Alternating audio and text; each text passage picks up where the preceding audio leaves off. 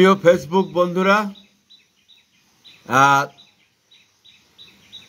গ্রাম অঞ্চলে বন্যা হচ্ছে, ঘূর্ণিঝড়, বৃষ্টি, তারপর পানি, কারেন্ট নেই, নেট নেই, ফোনে চার্জ নেই, নানাবিধ সমস্যার কারণে 2 থেকে 3 দিন কোনো আপনাদের সাথে যোগাযোগ নাই, কোনো কারোর সাথে কোনো যোগাযোগ নেই।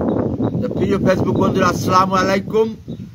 নিত্যদিনের মতো আমি রাজনৈতিক বিষয়ে কথা বলতে এসেছি, আপনাদের সাথে শেয়ার করতে এসেছি গরিবের রাষ্ট্রচিন্তা ও রাজনীতির পাশা খেলা। তো অনেক কথা আছে, তো আজকে সেই পুরনো একটা কথাই আজকে আবার পুনরাবৃত্তি করতে চাই। সেটা হলো আমাদের দেশে বিদ্যমান মব জাস্টিস ও আমাদের দেশ বাংলাদেশ, অর্থাৎ 9 থেকে 9 মাসের অধিক সময় কাল যাবৎ মব জাস্টিস বিদ্যমান আছে এবং অধিক সময়, এবং সেটা গতকালকে একটা ভালো দিক, সামান্য এক চিলতে হাসি দেখতে পেলাম। রংপুরের একজন কর্মরত সেনা ক্যাম্পে একজন ব্রিগেডিয়ার বলেছেন যে we are not going to promote mob justice or other things, violence, অর্থাৎ বাংলাদেশ বিরোধী, বাংলাদেশের মানুষ বিরোধী কোনো কাজে সে রুখে দাঁড়িয়েছে। We are not going to promote anything, anyone, অর্থাৎ মব জাস্টিসের বিষয়েই বলেছেন রংপুর শহরে। তো এইটা আরো আগে উচিত ছিল। মানুষ মনে করে একটা দেশে মব জাস্টিস রেখে আপনি যত সুন্দর কথা বলেন, যত ধরনের আষাঢ়ে গল্প ফাঁদেন, তা কোনো লাভ হয়? এটা কি একটা সুস্থ ধারার লক্ষণ? একটা দেশের মানুষের নিরাপত্তা নাই, সে যেই হোক। আপনি তো কোনো একটা বিশেষ মহলের রাষ্ট্র না, বাংলাদেশটা, বা শাসক না। আপনি তো একটা বাংলাদেশের শাসক, দেশটা তো আমাদের সকলের। এই ছোট্ট বিষয়টা জ্ঞানী গুণী মানুষের কেন মনে আসলো না? কেন মব জাস্টিসের পক্ষে কথা বলছেন? কেন মব জাস্টিসকে টিকিয়ে রাখতে চাচ্ছেন? আপনি মব জাস্টিস টিকিয়ে রেখে আপনি বিদেশে যত আপনি বাণী ছড়ান, দেশে বিদেশে, তাতে কোনো কাজে আসবে? এটা কি স্বাভাবিক মনে হয়? এটা আমাদের বিশ্বাস করতে হবে, এটা আমাদের শুনতে হবে যে একটা দেশে মব জাস্টিস বিদ্যমান আছে। মিথ্যা মামলা, খুন, মিথ্যা মামলা এবং খুন হওয়া ব্যক্তিরা ইন্টারভিউ করছে যে দেশে ডাকাতির নামে মব জাস্টিস, শত্রুতার নামে মব জাস্টিস, পারিবারিক জমি জমা, মানে কথায় কথায় মব জাস্টিস চলে, সেইখানে কি এই সমস্ত তাত্ত্বিক কথা ধোপে টিকতে পারে? হ্যাঁ, এক সময় আমাদের দেশের আইন শৃঙ্খলা বাহিনীকেও এর জবাব দিতে হতে পারে যে আপনারা সেদিন কি করেছিলেন। ইতিহাস তো কাউকে ক্ষমা করেনি, আমরা তো দেখলাম। ইতিহাস কাউকে ক্ষমা করবে না। কেন এটা হচ্ছে? এটা বন্ধ হওয়া উচিত। আপনি যে পরিচয়, যে দলেরই হোক, আপনি যে মতেরই হোক, যে মতবাদেরই হোক, ধর্ম বর্ণ নির্বিশেষে এই মব জাস্টিস রুখে দিতে হবে। এবং এখনই সময়। এই যে ব্রিগেডিয়ার জেনারেল হুমায়ুন কবির সাহেব বলেছেন, যে কথাটা বলেছেন যে বাংলাদেশ বিরোধী যে কোনো কর্মকাণ্ডকে আমরা রুখে দিব, এখন আর এটা চলতে পারে না, এটা চলতে উচিত না। সবাই কথা বলুন। আগে তো নিজেকে বাঁচতে হবে, আগে আপনার সেফটি ফার্স্ট, নিরাপত্তার বিধান। একজন নাগরিক হিসেবে আপনার প্রথম কাজ কি? আমার কাজ কি? বেঁচে থাকা, নিরাপত্তা, নিরাপদে, এই তো। আর যেখানে আপনার আমার নিরাপত্তা নাই, সাধারণ মানুষের নিরাপত্তা নাই, নিরাপদ নয়, সে হোক অপরাধী, সে হোক খুনি, সে যে পর্যায়ের মানুষই হোক, তো তাকে তো বাঁচতে হবে। যদি চরম অপরাধীও হয়, তা সে তো আইনের মাধ্যমে আসতে হবে তাকে।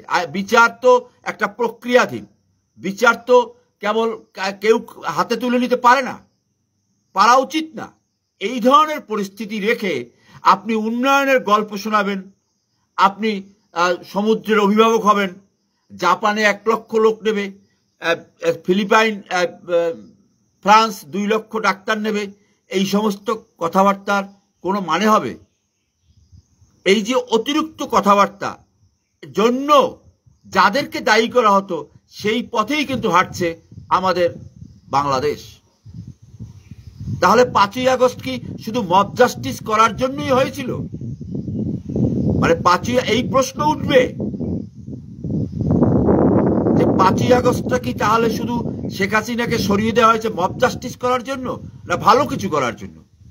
বেটার দেন হাসিনা, বেটার দেন আওয়ামী লীগ। কিন্তু আমরা কি পাইলাম? আমরা এখন পর্যন্ত 9 মাসের বেশি সময় ধরে আমরা মব জাস্টিস, মিথ্যা মামলা আগেও ছিল, কোনো সন্দেহ নাই, কিন্তু খুন হওয়া লোকেরা বেরিয়ে আসছে, এবং সেটাও শেখ হাসিনার মতো একজন মানুষের বাদী, সে জীবিত, খুন হওয়া ব্যক্তিটা ইন্টারভিউ দিচ্ছে। এই অরাজকতা রেখে আপনি যত প্রকার ধর্মের বাণী কিংবা যাই বলেন সেটা কি মানানসই যায়? সেই ভালো বক্তা যে জানে কখন তাকে কোথায় থামতে হবে। আমার সাথে এই মুহূর্তে যোগ আছেন মাসুম হাওলাদার, সবুর তালুকদার, সাবেক চেয়ারম্যান, পিরিজপুর জেলার স্বরূপঘাটি উপজেলার Samudraghati union, Salam Mahmud, media personalities, thank you very much.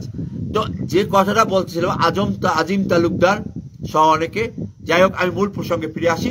সেটা হলো যে এই পরিস্থিতিটা রেখে আমরা কোন দিকে যেতে চাই, কোন দিকে নিতে চান? রাজনীতিবিদরা রাজনৈতিক কারণে একটা অনেক অনৈতিক, অনেক মিথ্যার আশ্রয় নেয়, এটা নতুন কিছু নয়। সেজন্যই তো রাজনীতিবিদদেরকে যে মানুষ ভর্ৎসনা করে, ঘৃণা করে। কিন্তু একই দেখলাম আমরা যদি 5ই আগস্টের পর 1 টাকার দুর্নীতির অভিযোগ না আসতো এই বিপ্লবীদের কথিত বিপ্লবীদের বিরুদ্ধে, তাহলে আমরা খুশি হতাম। আজকে যারা মব জাস্টিস করে তাদেরকে থানা থেকে ছাড়িয়ে নিয়ে আসছেন বিপ্লবীরা। এটা কোন ধরনের বিপ্লবী? আর একজন বিপ্লবী ছুটে চলে গেছেন রংপুরে, গিয়ে দেশপ্রেমিক সেনাবাহিনীর মুখোমুখি হয়েছেন। তারপর কি শুনেছেন? We are not going to promote anyone. এর অর্থ কি? আপনি মব জাস্টিসকে প্রমোট করতে চান? যে বিপ্লবীরা, তারা বিপ্লবী, তারা টাউট, বাটপার, নিকৃষ্টতম প্রাণী আমাদের দেশের প্রচলিত রাজনীতিবিদদের চেয়ে। যাদের বিরুদ্ধে আর্থিক অভিযোগ, যাদের বিরুদ্ধে 9 মাসে এমন কোনো অভিযোগ নাই যা এদের বিরুদ্ধে নাই, এই 4-5 জন লোকের বিরুদ্ধে আছে। এরা একটা প্রতিপক্ষ, এরা কোনো প্রতিপক্ষ না, এরা ভাব দেখায় প্রতিপক্ষ। আসলে এরা শেষ পর্যন্ত 2-3টা সিটে আসনের জন্য হয় জামাতের সাথে যাবে, না হয় বিএনপির সাথে যাবে। এখন বিএনপি তাদেরকে জায়গা দেবে কিনা সেটা বিএনপির রাজনৈতিক বিষয়।